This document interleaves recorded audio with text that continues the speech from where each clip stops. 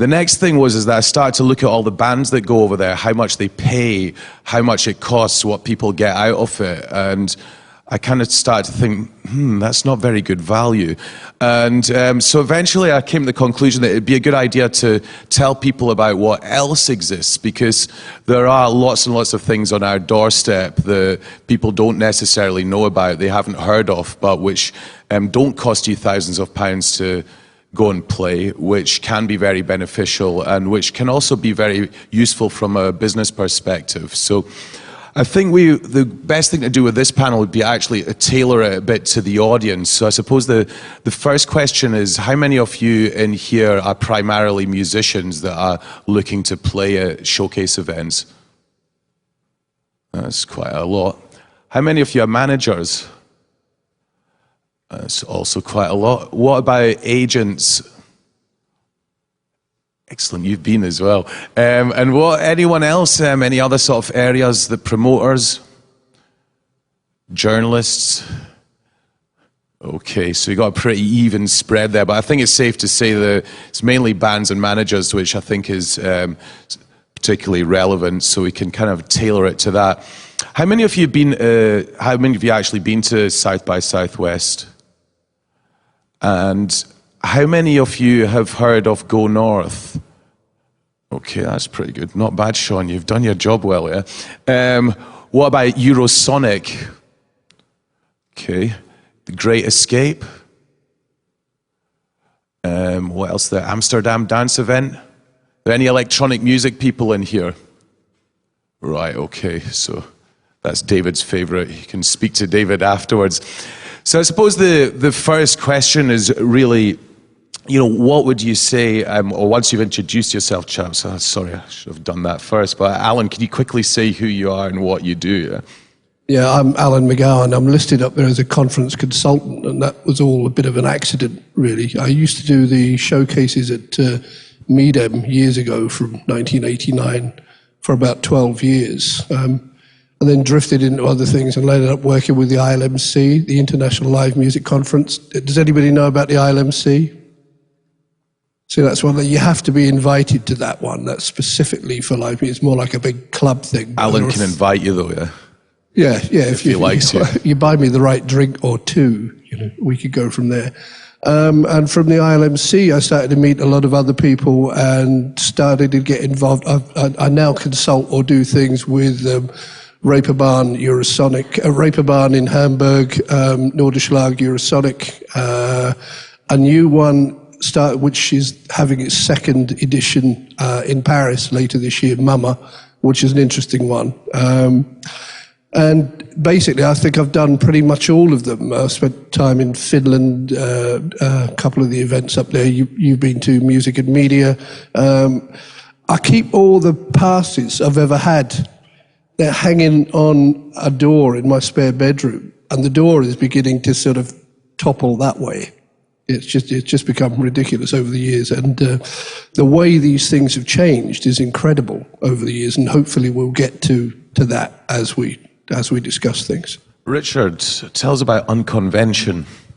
Unconvention. I've got two inputs on our discussion. One, I run a merchandise company, so I go to attend a lot of conferences on a business level, but in the last year I've been working with Unconvention, and Unconvention's inception was a group of friends in Manchester was frustrated in the city and their lack of involving the local music scene and music business industry.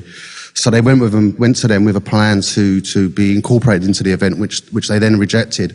So from there, they decided to do their own event, and they run it alongside in the city. This is in 2008, but in Salford, and it was in a church, and they put some gigs on with some local bands, and they got some interesting people to come and debate and discuss what was relevant to them in their field of music, at the grassroots of the music and the independent of the music. And from the people that was actually attending, they sort of caught the idea, and it's kind of sort of developed and grown organically, that the idea of engaging locally with your your peers, your local peers, and the independent sector of music has gone and taken unconvention around the world. From Salford 2008, it developed to where we've done places in Belfast and Swansea and Groningen, and then Mumbai, Brazil, Sao Paulo, and Groningen. Sorry. I guess though, like most of these people aren't going to be playing in Brazil. No, it's not. But it's an example. What we do is that it's about engaging with local scene, and that's what we do.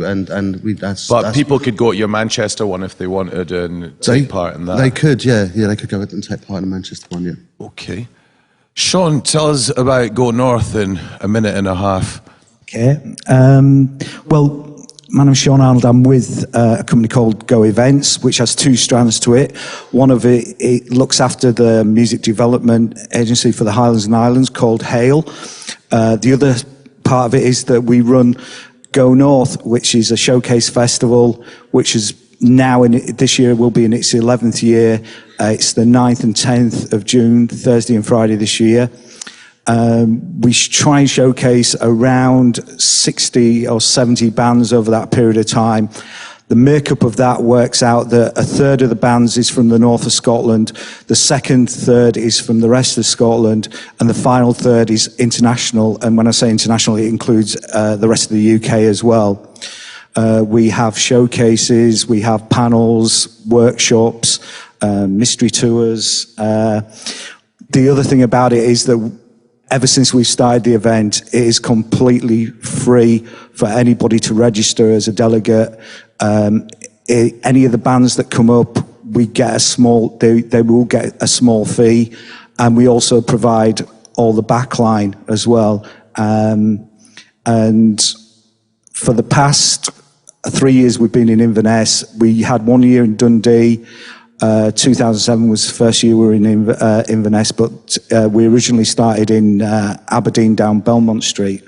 And that's about it in a nutshell, really. David. Hi, my name's David Balfour. I wear a couple of different hats, but I think the one that's relevant here is I'm a journalist for a magazine called Record of the Day, which is a music industry magazine. And sort of in that capacity, I have been to virtually every showcase event and every conference, and I spend quite a lot of time actually reviewing conferences rather than bands themselves, and trying to sort of work out which ones are useful for bands, how can bands work them effectively, how can people who work in the business make the most out of them, and to realize that all these conferences are different, they all have special aspects to them, and it's important to think about why you're going and what you can do with them. So I suppose the most obvious question is, like, what's the point of going to these things? I mean, you hang out, you go to a lot of different talks, maybe if you get out of your bed early enough, and then you go out at night and see a lot of bands. And what would you say you'd get out of it? What do artists get out of it, and what do managers get out of it? I mean, I suppose, Allan, can you start? They are what you make of them. There are a lot of people. I'm really happy to see that a lot of hands went up here when you just asked about the musicians, because I've done a lot of these things across the world, Italy being the worst, where no musician ever turns up. A lot of these things where a lot of people are putting a lot of effort into putting together panels and on subjects which they think are highly relevant to the people coming to that conference. And more, it used to be such that there was a definite split. You went to a conference and the people in the panels were the business people. You had what was remaining of the A&R business. You had record companies, you had whatever. They went to talk to each other about how they could do deals with each other or whatever, and then they would feed that out to the musicians who waited to hear what had happened. But of course, musicians are business people now. You all run your own businesses. You're all your own little 360-degree companies. And it's very necessary, I think, for you to get in and find out how the business works. I've seen musicians sitting around in conferences. Either they take certain things in, or they're stood there with their CDs in their pockets waiting for the whole fucking thing to end so that they can rush the stage and grab that agent or whatever. I don't care what's gone on during what has actually been discussed. But more and more, you see musicians and managers, whatever, taking more and more in, because it is a difficult business and it is a changing business. It's changed immensely. The conference situation, I think, also offers a human element in a world which is becoming more and more dominated by social networking, etc. I think there's still an urge for people to press the flesh, meet the people you're likely to do business with and whatever, which is why I think there's a huge growth in these things. I've even noticed some festivals, particularly in Eastern Europe. I'm beginning to work a lot more in Eastern Europe. I was in Tallinn in Estonia last week. In Eastern Europe, the governments are supporting the expansion of the music industry. Even festivals that now exist, Exit in Serbia, for instance, are beginning to add conference elements. It's the other way around. It used to be you had a conference and thought, what are we going to do with these people in the evening? I don't know, we'll bung a couple of bands on. People go, bands, I see bands all the time. I don't want to do that. Suddenly the showcase thing has developed into festivals in their own right. And then now I'm noticing this crossover where festivals are actually thinking, well, maybe we should invite some of the business. We might curry favour with that agent for next year or this, that, and the other. So there's been a huge change in things, and there is a lot to be gained from most of these events, as long as you don't overspend and overkill, which I think is happening with South by Southwest and various other things, where the event itself has become such a monster, it exists to feed itself rather than the business. And I think we all need to take a step back and look at, if you've got your plan right, you know where you want to be, you want to know who you want to talk to and whatever, you can plan these things. David, for an event that if you are going to go to an event, if you're managing a band or you're in a band, you're not that well known yet, what would you say would be a good step? I mean, what event would you recommend at that early stage? I would say don't even think about going to South by Southwest, because the costs are so extreme and the chances of playing to an audience of 0 are really quite high. And it makes a lot more sense to work locally and cheaply and things that are open to you. And, what do you want to achieve? I guess you want to maybe find some new fans, but you want to find fans within the business. And, that's going to be a lot easier to do in your own country or even your own region than it is by flying halfway around the world and hoping for something magical to happen. I think you've got to be really pragmatic and realistic about, why am I doing this? Even if I get one new fan in the industry or someone who's a journalist or someone who works on radio, that's pretty much a result if you're keeping your costs down and you're just widening your network. And are there any events that you think are particularly relevant? I mean, that are good for that, and where bands will be looked after, where they've got a good chance of actually engaging with people? Funnily, I think the small ones like this and like goNorth are really, really useful. Less so larger ones like the Great Escape, though it has its uses. I think the Eurosonic Festival in Holland, if you can get onto it, is absolutely amazing and can provide a huge springboard for bands to get into Europe.